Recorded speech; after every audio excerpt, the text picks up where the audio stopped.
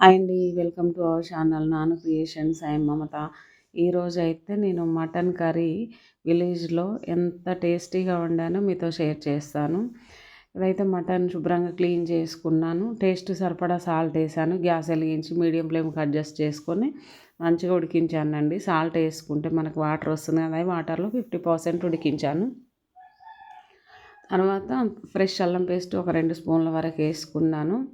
కొంచెం పసుపు వేసుకొని ఇంకా అల్లం పసుపు ముక్కలకు పట్టేటట్టు బాగా కలిపేసుకుందాము. ఇలా కలుపుకున్న తర్వాత మళ్ళీ ఒక 5 నిమిషాలు మంటను లో ఫ్లేమ్కి అడ్జస్ట్ చేసుకొని మూత పెట్టేసుకొని ఉడికించుకోవాలండి. తాలింపు వేసి ఇంకా ఉల్లిగడ్డలు, జీలకర్ర, మెంతులు ఇవన్నీ వేయాల్సిన పని లేదు. ఈ విధంగా వండినా కూడా సూపర్ టేస్ట్ ఉంటుందని చెప్పాను కదండి. విలేజ్లో ఏది వండినా చాలా చాలా బాగుంటుందని చాలా సింపుల్గా వండాము అనమాట. చూడండి ఇంకా ఈ విధంగా మాడిపోకుండా అప్పుడప్పుడు కలపాలి. ఇప్పుడు ఆయిల్ వేసుకున్నాను.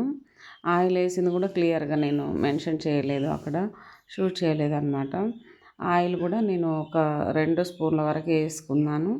తర్వాత సరిపడా కారం వేసుకున్నానండి. ఇదంతా బాగా ముక్కలకు పట్టేలాగా మిక్స్ చేసుకోవాలి.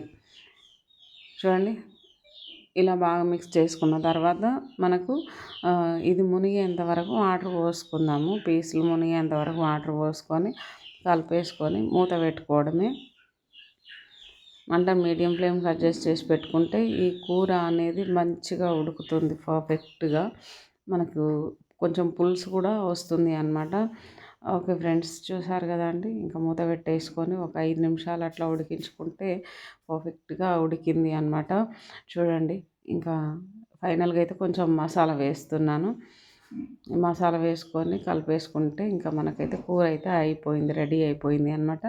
ఓకే ఫ్రెండ్స్, ఎంత సింపుల్ అండ్ టేస్టీగా ప్రిపేర్ చేసాము అంటే చాలా బాగుంటుందండి. విలేజ్లో పచ్చడి చేసిన, కూరగాయల కూర చేసిన, మటన్ చేసిన, చికెన్ చేసిన సూపర్ టేస్ట్ ఉంటుంది.